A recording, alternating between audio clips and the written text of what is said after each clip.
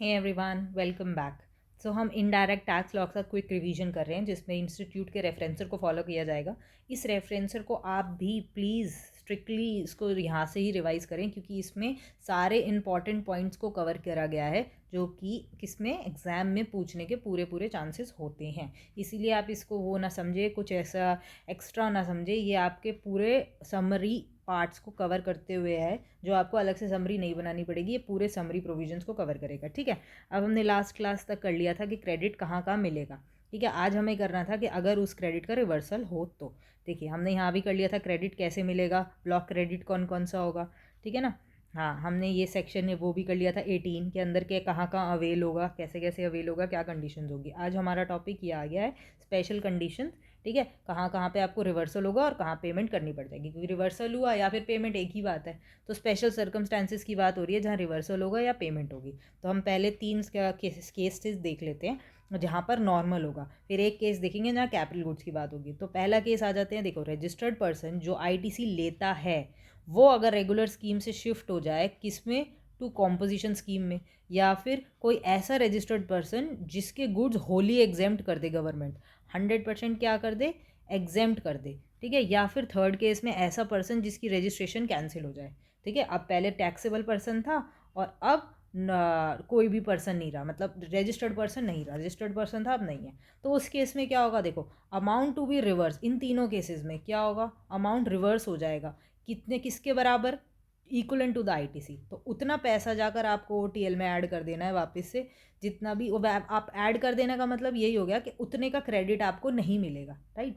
तो कितना क्रेडिट नहीं मिलेगा, उतना जितना आपका बचा हुआ होगा। कैसे कैलकुलेट करेंगे हम बचा हुआ आईटीसी। अब आपको बचा हुआ अमाउंट ही तो कैलकुलेट करना है आईटीसी का, कितना आपको नहीं मिलेगा। तो देखो, पहली कैटेगरी इनपुट्स, या तो आपके रॉ मटेरियल में पड़े हुए होंगे, फिनिश गुड्स या फिनिश सेमी फिनिश गुड या फिनिश गुड्स, जो भी अगर आपके स्टॉक में पड़े हैं। दूसरा, अगर कोई भी कैपिटल गुड है, तो इन दोनों के केस में उस दिन को देखा जाएगा जो इमीडिएटली पिछला दिन होगा, इमीडिएटली प्रीसीडिंग डेट होगी। कौन से, या तो आपका स्विच ओवर हुआ है, या एग्जाम्प्ट हुआ है, या कैंसिलेशन। ठीक है, तो अगर इन दोनों तीनों केसेस के अंदर जोन सी भी डेट होगी, उससे जो प्रीसीडिंग डेट होगी उस पर जितना भी आपका आईटीसी होगा वो क्या हो जाएगा, रिवर्स हो जाएगा, क्योंकि वो आपको नहीं मिलेगा। ठीक है, ये वाला केस हो गया। ठीक है, इसके नीचे देखो, इसके नीचे भी आपको ना मैनर दे रखा है।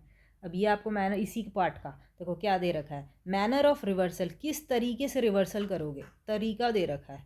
ठीक है, ये हो गया आपको तरीका, reversal of credit on inputs and capital goods and other conditions. और दूसरी कंडीशंस बताई हुई हैं, क्या क्या है पढ़ लेते हैं। पहला, इनपुट के केस में proportionate reversal based on corresponding invoices, जितने भी इन्वॉइसेस होंगे उसके ऊपर प्रोपोर्शनेट रिवर्सल हो जाएगी। If such invoices not available, suppose करो फट गए, जल गए, ख़राब हो गए, गुम गए, कोई भी केस है, तो प्रिवेलिंग मार्केट वैल्यू ली जाएगी ऑन द इफेक्टिव डेट, कि आपकी इफेक्टिव डेट पे क्या मार्केट वैल्यू हो सकती है उस आइटम्स की जो आपके पास हैं।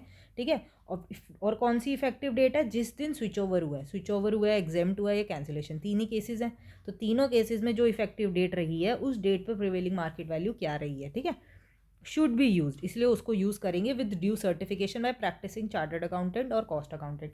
तो इनसे क्या करवाएंगे, साइन करवाएंगे, सर्टिफाई करवाएंगे। साइन करवाने के बाद इस प्रिवेलिंग मार्केट वैल्यू को यूज़ किया जाएगा।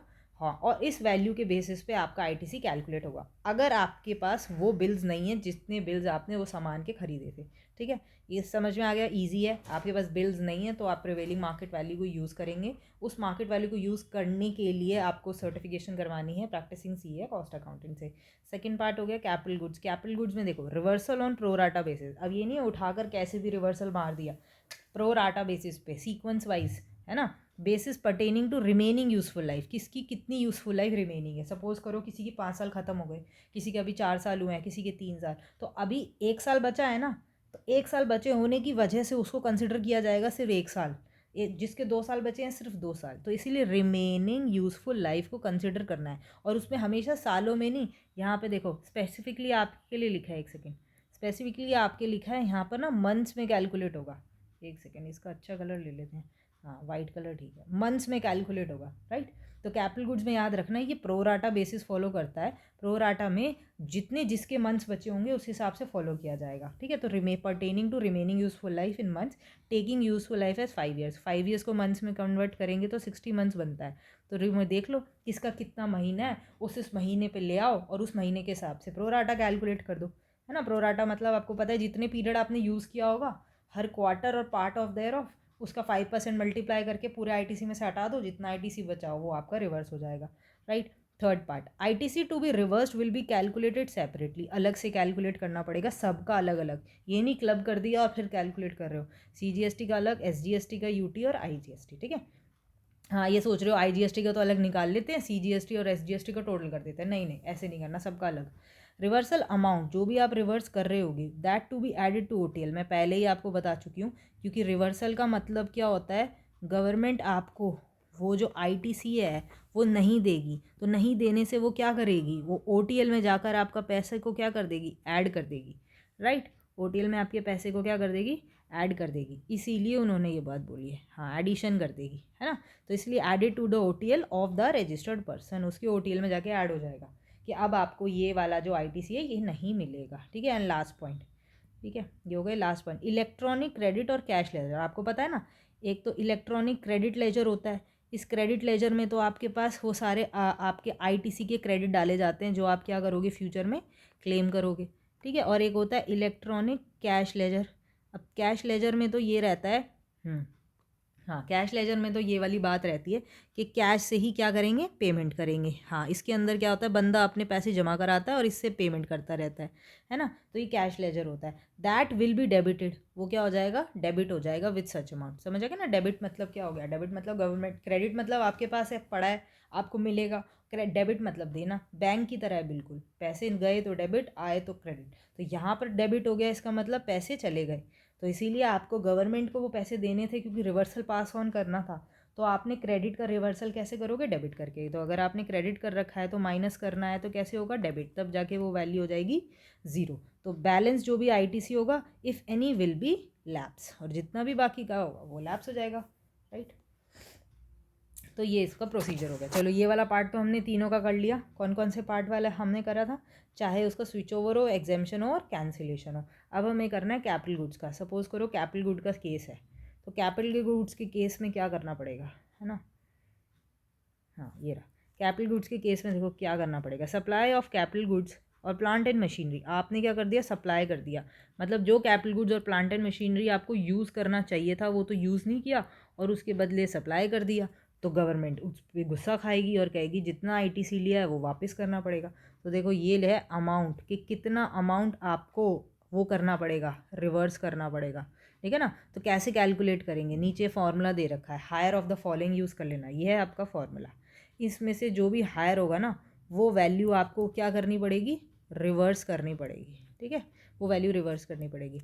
तो देखो वैल्यूज़ कैसे कैलकुलेट होंगी, पहली वैल्यू वो आईटीसी वो कैपिटल गुड्स पर जो कि माइनस कर रखा होगा आफ्टर क्या चीज़, 5% पर क्वार्टर और part thereof from the date of invoice. Suppose करो 10, हाँ आपने साल भर यूज़ करना था पर साल में 4 क्वार्टर हैं, आपने 2 ही क्वार्टर यूज़ करा, तो 2 × 5 इज़ 10%, तो टोटल आईटीसी में 10% हटा देना और बाकी का आईटीसी रिवर्स हो जाएगा, वो कैलकुलेशन में आ जाएगा, वो यहाँ पर कैलकुलेट हो जाएगा माइनस करने के बाद, आफ्टर माइनस, है ना। फिर सेकंड पार्ट है जो भी आपका टैक्स बनता है उस ट्रांजैक्शन पर, तो आपने ट्रांजैक्शन करी 1 करोड़, टैक्स बना 10% सपोज करते हैं, तो कितना है 1 करोड़ पे 10%, 10 लाख, तो 10 लाख यहाँ पर फिर वैल्यू आ जाएगी, यहाँ जैसे 10 लाख है और यहाँ पे सपोज करो आपकी 9 लाख वैल्यू आ गई, सपोज कर रहे हैं, तो विच एवर इज़ हायर कौन सी है, 10 लाख, तो आप ये 10 लाख आपका क्या हो जाएगा, रिवर्सल हो जाएगा। पर नीचे कुछ पॉइंट्स को भी ध्यान में रखना है, देखो क्या क्या पॉइंट्स हैं, एक बारी मैं इसको पूरा कवर कर लेती हूँ, है ना। हाँ तो इसमें आपको कुछ पॉइंट्स को भी ध्यान में रखना है। तो ये तो अमाउंट पे तो हमने ये फॉर्मूला लगा ही लिया, ठीक है ना, विच एवर इज़ हायर में। और ये चीज़ आ गई आपके पॉइंट्स। पहला पॉइंट, अगर आपका 1-2 से ज़्यादा है, उसका मतलब आपका आईटीसी आपके टैक्स पोर्शन से जो आपने कैलकुलेट किया है यहाँ पर उससे ज़्यादा आता है, तो रिवर्सल कैसे होगा, reversal will be added to OTL. तो गवर्नमेंट, क्योंकि देखो अगर ये वाली चीज़ होती, टैक्स ज़्यादा होता तो आपको गवर्नमेंट को पे करना पड़ता, पर अगर आपका आईटीसी ज़्यादा है तो यहाँ पर तो सीधी सीधी रिवर्सल मार देंगे, है ना, ओटीएल में ऐड कर देंगे, ये ऐड कर दोगे आप। दूसरा है सेपरेट आईटीसी, मैंने जैसे यहाँ पर बताया था कि सेपरेट सेपरेट कैलकुलेट होगा, है ना, वैसे ही यहाँ पर भी सेपरेट कैलकुलेट होगा। Third point, tax to be paid on transaction, जो टैक्स आप पे करोगे सेकंड पार्ट के अंदर, सेकंड पार्ट की बात हो रही है वो, जैसे कि किस किस पे आपको पे करना है, क्योंकि वहाँ पे आईटीसी निकालना बहुत दिक्कत का काम हो सकता है, क्योंकि बहुत ज़्यादा प्रॉब्लम्स होती है ना, ये छोटे छोटे आइटम्स के बिल्स रखना और सब देखना। तो इसीलिए रेफ्रिजरेटर, कोई ब्रिक्स हैं, मोल्ड्स, डिग्स, डाइज है ना, फिक्सचर्स, ये जो सप्लाई आपने स्क्रैप कर दिए, कबाड़, कबाड़ के भाव में जो आपने बेच दिए, इस कबाड़ के भाव में बेचने से, ठीक है, उसके ऊपर आप टैक्स दे दोगे, राइट। तो कोई ऐसे इतनी बड़ी बात नहीं है। तो ये तो दोनों हमने दोनों नॉर्मल टॉपिक्स कर लिए, ठीक है। ये अब आ जाएगा ट्रांसफ़र ऑफ अनयूटिलाइज्ड, ये हम कर लेंगे अपनी नेक्स्ट क्लास में, ठीक है। तो आज का रिवीजन हमारा हो गया कि रिवर्सल का, और नेक्स्ट क्लास में हम लोग कर लेंगे क्या चीज़ करनी है हमें, ये जो ट्रांसफ़र ऑफ अनयूटिलाइज आईटीसी, अगर आपका यूटिलाइज नहीं हुआ on the account of change in the constitution of the registered person. Constitution का मतलब समझ जाओ, अगर सपोज करो आज आप सोल प्रोप्राइटर हो और बाद में आप पार्टनरशिप फर्म में कन्वर्ट हो जाते हो, तो उस केस में क्या होगा, है ना। और सेकंड वाला केस है कि transfer of unutilise ITC on obtaining the separate registration for multiple places. Suppose करो एक ऑफिस आपका कश्मीर में है, एक दिल्ली में है, एक मुंबई में है, कैलकाटा में है, तो ऐसे चार चार जगह है और मल्टीपल प्लेसेस हैं, तो सबका रजिस्ट्रेशन अलग अलग है। तो उस केस में क्या करें, of business with in a state. अच्छा, ये ठीक है, एक तो ये वाला सिनेरियो भी हो गया और विद इन द स्टेट भी हो गया। विद इन द स्टेट समझ जाओ, विद इन द, जैसे दिल्ली, हाँ आपका मॉडल टाउन में भी है, अगर अगर दिल्ली के अंदर है, मॉडल टाउन में है, एक कश्मीरी गेट में खोल लिया आपने, है ना, और एक आपने पड़पड़गंज में खोल लिया, ऐसे ऐसे अलग अलग, तो एक ही स्टेट है, उसमें लिखा है, देखो दोबारा से कर देती हूँ मैं, दोबारा से इस बात को हाईलाइट कर देती हूँ यहाँ पर, ठीक है। तो उसमें लिखा है business with in a state, ठीक है। तो ये हम नेक्स्ट क्लास में कर लेंगे कि एक ही स्टेट यूटी में अलग अलग बिजनेस हो और उसके मल्टीपल प्लेसेस हों और मल्टीपल रजिस्ट्रेशन हो सेपरेट, तो उस केस में कैसे आईटीसी को करना है, ट्रांसफ़र कैसे करोगे आप यूटिलाइज्ड। ठीक है गाइज, थैंक यू।